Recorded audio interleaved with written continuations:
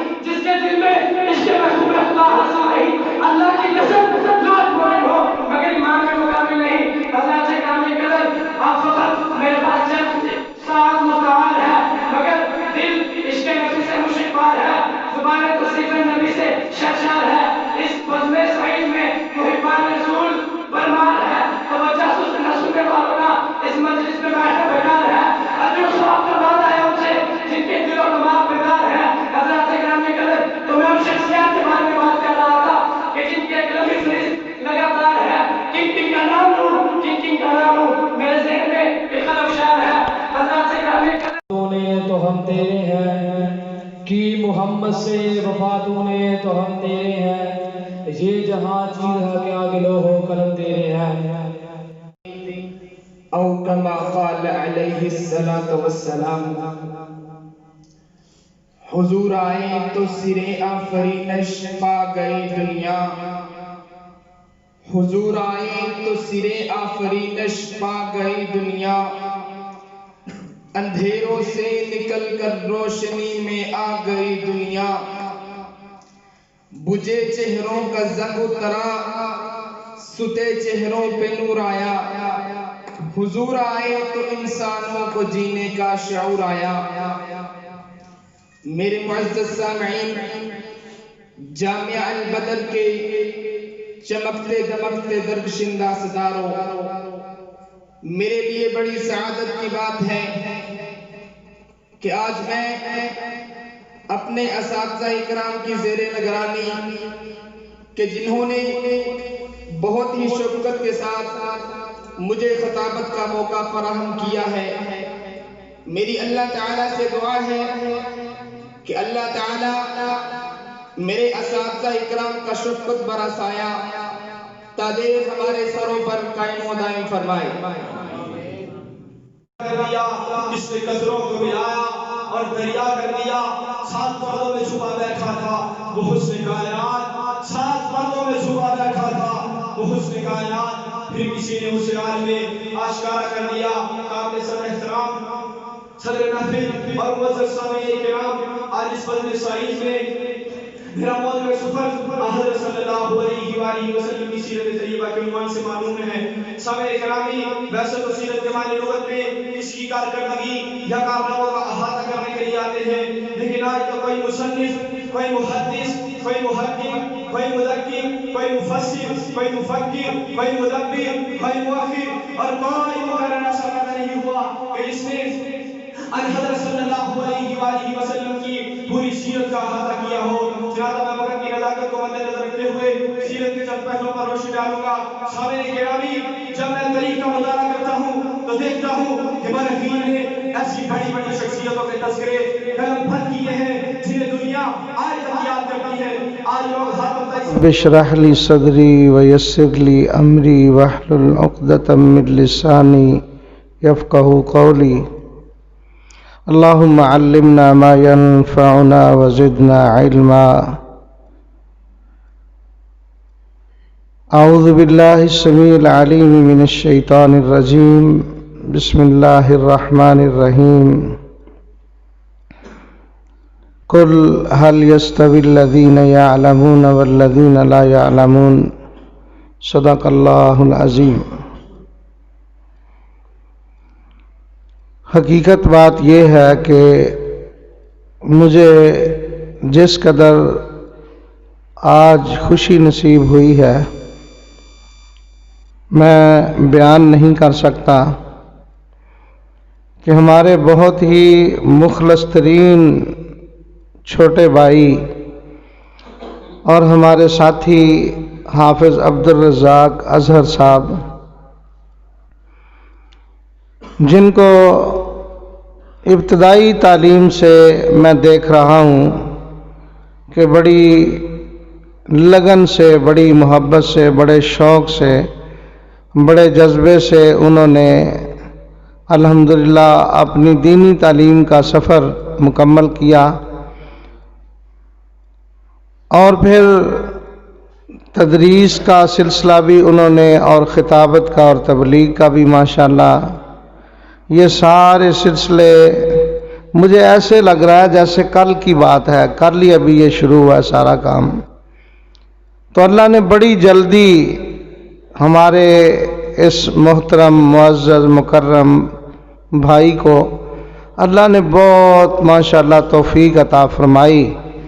اور آج ایک مرکز بنا کر اتنی تعداد میں طلبہ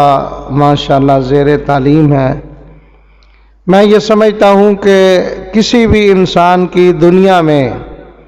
سب سے بڑی خوش قسمتی اور خوش نصیبی یہ ہے کہ اللہ اسے اپنے دین کی سمجھ عطا کر دے، دین کی تعلیم کے زیورات سے آراستہ و پیراستہ کر دے. مولانا منظور صاحب شیر پنجاب، ان کے صاحبزادے کو دیکھ کر بڑی خوشی ہوئی ماشاءاللہ. آپ لوگ بھی خوش قسمت ہیں ماشاءاللہ کہ وہ آپ کے ساتھی ہیں، اور میں سمجھتا ہوں کہ یہ ہمارے اس بیٹے کی بھی خوش قسمتی ہے کہ ایک اچھی درسگاہ ہمارے اس برخوردار کو نصیب ہو گئی ہے. اللہ کی بارگاہ میں دعا کریں کہ اللہ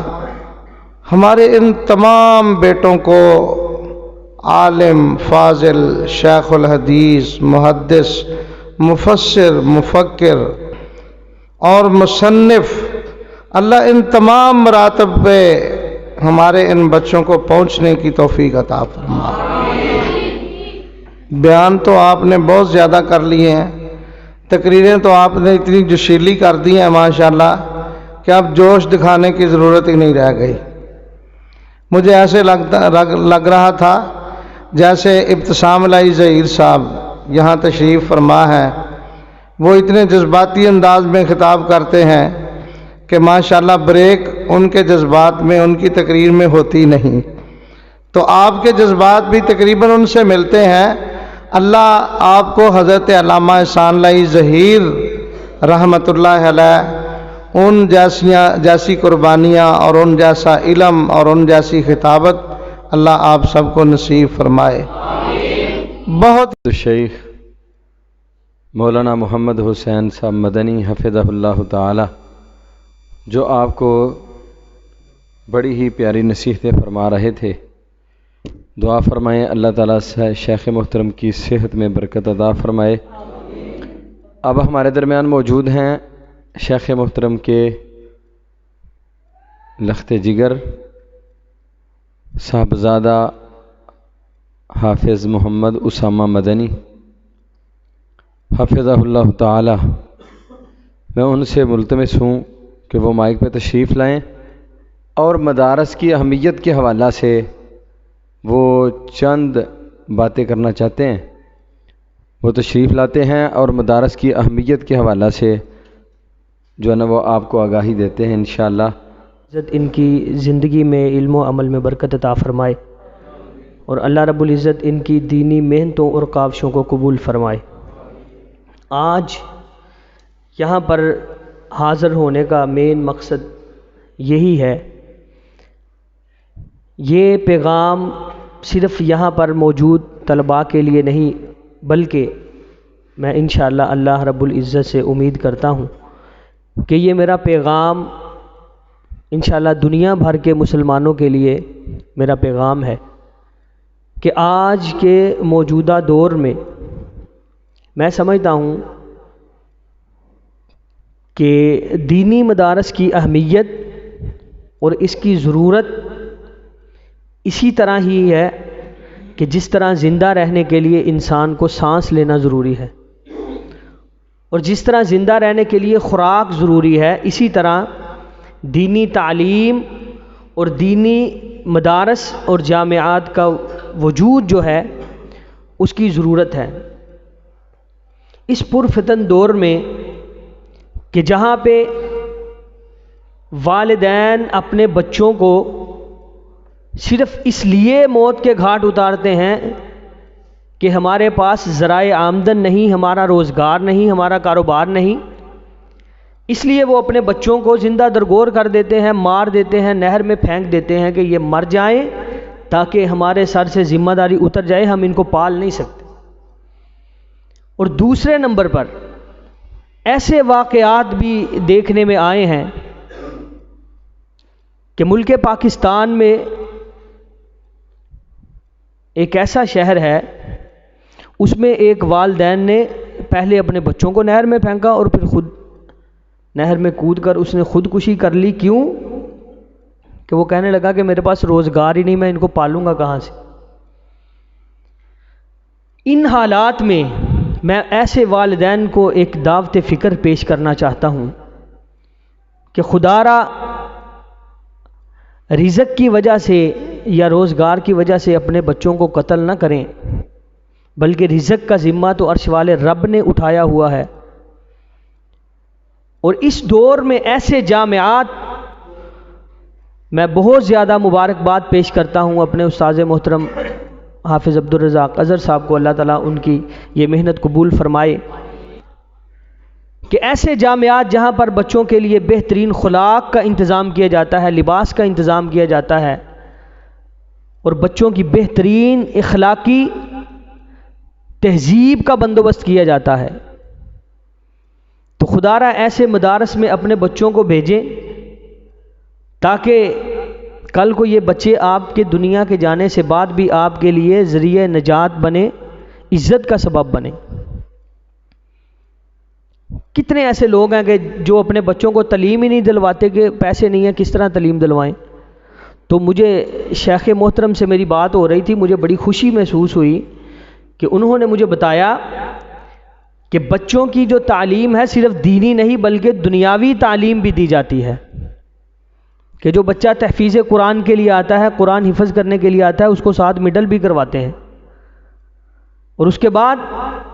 جو بچہ درس نظامی میں داخلہ لیتا ہے اس کو میٹرک ایف اے کی سہولت بھی یہاں پہ موجود ہے۔ تو یہ دیکھ لیں آپ کے اتنے کالجز ہیں، پرائیویٹ یونیورسٹیز بن گئی ہیں، گورنمنٹ کی بھی ہیں، وہاں پہ بھی بہت زیادہ پیسے اخراجات خرچے لگا کے ہم لوگ اپنے بچوں کو بھیجتے ہیں، تو یہاں پہ بھیجیں۔ اور ایسے کئی مثالی ادارے موجود ہیں کہ جہاں پر آپ کے بچے دینی تعلیم کے ساتھ ساتھ دنیاوی تعلیم بھی حاصل کر سکتے ہیں۔ تو جب آپ اپنے بچوں کو ایسے مدارس میں داخل کروائیں گے تو انشاءاللہ یقیناً جب بچہ دینی تعلیم حاصل کرے گا وہ ساتھ میں دنیاوی تعلیم کا بھی ماہر ہوگا انشاءاللہ۔ تو میں خراج تحسین پیش کرتا ہوں ایسی کوشش کو، میں بہت زیادہ مبارکباد پیش کرتا ہوں اپنے استاذ محترم حافظ عبدالرزاق اظہر صاحب کو، اللہ تعالیٰ ان کی یہ محنت قبول فرمائے۔ اور میں ماشاءاللہ سن رہا تھا کہ یہاں پہ میڈیکل کی بھی سہولت الحمدللہ موجود ہے، اگر کوئی بچہ بیمار ہوتا ہے تو اس کو فری میڈیکل کی سہولت دی جاتی ہے۔ یہ بھی بڑی امپورٹنٹ بات ہے، اور یہ بڑی اس معاشرے میں میں سمجھتا ہوں کہ صحت بڑی ضروری چیز ہے، اور آج لوگ اپنے بچوں کو دوائی لے کے دینے سے قاصر ہیں کہ ڈاکٹروں کی فیسیں اور پھر اتنی مہنگی میڈیسنز جو ہیں وہ فراہم نہیں کر سکتے والدین اپنے بچوں کو۔ لیکن الحمدللہ یہ البدر اسلامک جو ہے یہاں پہ الحمدللہ بچوں کو فری میڈیکل کی سہولت بھی الحمدللہ موجود ہے، بڑی خوشی کی بات ہے۔ تربیتی نشست کے حوالے سے یہاں پہ الحمدللہ بڑا اچھا کام ہو رہا ہے۔ آج کا یہ پروگرام دیکھ کر بہت دلی خوشی ہوئی ہے کہ ماشاءاللہ بچوں کا انداز گفتگو اور انداز بیاں یہ بڑی ضروری چیز ہے۔ بہت مدارس میں دیکھا ہے ہم نے، کچھ ہمارے اساتذہ بھی ہیں وہ بھی ماشاءاللہ کتنے سال ہو گئے ہیں پڑھاتے ہوئے لیکن وہ گفتگو نہیں کر سکتے۔ تو خطابت جو ہے، بات کرنا لوگوں کے سامنے کھڑے ہو کر، یہ بھی ایک فن ہے، اور الحمدللہ اس ادارے میں فن خطابت بھی سکھایا جاتا ہے۔ اور اس کے بعد اخلاقیات بہت ضروری ہیں۔ بہت زیادہ ڈگریاں لوگوں کے پاس، لیکن بات کرنے کا پتہ نہیں، بڑے سے کس طرح بات کرنی ہے، چھوٹے سے کس طرح بات کرنی ہے۔ تو الحمدللہ اخلاقیات کے حوالے سے بھی یہ ہمارا ادارہ الحمدللہ سر فہرست ہے۔ اس کے بعد طلباء کی جو روٹین ہے وہ الحمدللہ پڑھائی کے ساتھ ساتھ الحمدللہ جس طرح شیخ صاحب نے مجھے بتایا بہترین کھانے کا انتظام ہے یہاں پہ، اور میں بڑی خوشی محسوس کرتا ہوں کہ آج والدین اپنے بچوں کو 2 ٹائم کا کھانا نہیں دے سکتے، مہنگائی کی وجہ سے، بے روزگاری کی وجہ سے، لیکن الحمدللہ البدر اسلامک میں بہترین بچوں کے لیے کھانے کا انتظام کیا جاتا ہے۔ اور شیخ صاحب بتا رہے تھے کہ ہم نے اپنا جو کوک ہے اس کو یہ کہا ہوا ہے کہ کھانے کا معیار اچھا ہونا چاہیے، کھانے پہ کوئی کمپرومائز نہیں ہونا چاہیے۔ یہ بڑی خوشی کی بات ہے۔ اور اس کے بعد میں سمجھتا ہوں یہ ایسے اساتذہ کی زیر نگرانی تعلیم حاصل کرنا، جہاں پہ شیخ ذکاء اللہ ظاہر صاحب ہوں، شیخ عبدالقہار محسن صاحب، شیخ عبدالرزاق صاحب، انتہائی مشفق و مہربان اساتذہ ہیں، ان کی زیر نگرانی پڑھنا یہ بڑی سعادت اور آپ لوگوں کی خوش بختی ہے۔ میں ان کے لیے پھر دعا کرتا ہوں اللہ رب العزت ان کی محنت کو قبول فرمائے۔ اور بچوں میں الحمدللہ جو خصوصیات ہیں وہ دیکھنے میں آئی ہیں ماشاءاللہ، یہاں پہ بچوں کو بہترین تعلیم کے ساتھ ساتھ الحمدللہ قرأت بھی کروائی جاتی ہے فجر کے بعد۔ ماشاءاللہ شیخ صاحب نے بتایا کہ جو حفاظ اکرام یہاں پہ تعلیم حاصل کر رہے ہیں ان کو روٹین وائز بلا ناغہ آدھا گھنٹہ منزل کے لیے فجر کے فوراً بعد وقت دیا جاتا ہے۔ اور میں سمجھتا ہوں کہ جو فجر کے بعد قرآن کی تلاوت کرتا ہے سارا دن اس کا بڑا اچھا گزرتا ہے، اور یہ کامیابی کی پہلی سیڑھی ہے۔ تو اس لیے یہ ہمارے لیے بھی بہت بڑا سبق ہے، اللہ تعالی ہمیں بھی توفیق عطا فرمائے۔ اور پھر ماشاءاللہ اس کے ساتھ ساتھ نعت خوانی بھی بہت اچھی ماشاءاللہ طالب علم کرتے ہیں، اللہ تعالیٰ ان کے ذوق میں برکت عطا فرمائے۔ تلاوت کا شوق ہے، میں شیخ صاحب کو مشورہ دن، میں ان کا شاگرد ہوں، میرا حق تو نہیں بنتا لیکن میں سمجھتا ہوں کہ مشورہ بھی امانت ہوتی ہے کہ شیخ صاحب بچوں کی صلاحیتیں اساتذہ سے بہتر کوئی نہیں جانتا۔ جو استاذ بچوں کو پڑھاتے ہیں ان کو پتہ ہوتا ہے کہ کس بچے میں کون سی خصوصیت ہے۔ تو میں یہ آپ کو مشورہ دوں گا کہ یہ ضروری نہیں کہ تمام بچے بہت لائق ہوں، بڑے قابل ہوں اور بہت زیادہ تعلیم میں ماہر ہوں، یہ ممکن ہی نہیں ہے، سب بچے ایک جیسے لائق نہیں ہو سکتے۔ بچوں کی خصوصیت کے لحاظ سے اگر کوئی بچہ بہت لائق، پڑھنے میں لائق ہے تو اساتذہ کی ذمہ داری ہے کہ وہ اس کی پڑھائی میں اس کو ٹائم دیں، اس کو سہولیات فراہم کریں، اور جو اس کے لیے پرووائڈ کر سکتے ہیں کہ وہ مزید محنت کرے، اگر اس کو کتابوں کی ضرورت ہے تو وہ اس کو فراہم کی جائیں۔ اس کے ساتھ ساتھ اگر کوئی بچہ اچھا خطیب ہے اس کی خطابت پہ زور دیا جائے، نہ کہ اس کو یہی کہا جائے کہ آپ نے پڑھنا ہی پڑھنا ہے۔ اگر کوئی بچہ خطابت اچھی کرتا ہے، پڑھائی میں اتنا اچھا نہیں ہے تو کوشش کی جائے کہ اس کی خطابت کو اتنا مضبوط کیا جائے کہ گفتگو جب کر رہا ہو تو سننے والا سمجھے یار بچہ بڑا قابل ہے۔ اسی طرح اگر کوئی بچہ نعت اچھی پڑھتا ہے، آواز بہت خوبصورت ہے، ایسا نہیں کہ بچہ نہیں پڑھ رہا اس کو نکال دیں، فارغ کر دیں، نہیں، اس کو اگر وہ نعت اچھی پڑھتا ہے تو اس کے لیے ایسے مواقع فراہم کیے جائیں تاکہ وہ بچہ نبی علیہ الصلوۃ والسلام کی ثناخوانی میں، دنیا میں، پاکستان میں، اپنے علاقے میں ایک نام پیدا کرے، وہ بھی ادارے کا نام ہی پیدا ہوگا انشاءاللہ، اس سے بھی ادارے کو عزت ملے گی۔ اسی طرح اگر کوئی بچے کا مائنڈ ہے کہ وہ سپورٹس اچھا کھیلتا ہے، کسی بھی شعبے میں اچھا کھیلتا ہے، تو میں سمجھتا ہوں کہ ادارے کی طرف سے اس کو اس لحاظ سے ہر قسم کی سہولت ہونی چاہیے۔ یہ کافی زیادہ چیزیں ہیں، یہ میں ایک مشورہ استاد محترم کو دیا، انشاءاللہ امید ہے پہلے بھی میری بات ہوئی تھی اس پہ، انشاءاللہ وہ غور کریں گے۔ تو میں تمام طلباء کا مشکور ہوں اور اپنے اساتذہ کا بھی مشکور ہوں، اللہ رب العزت ان کی محنت کو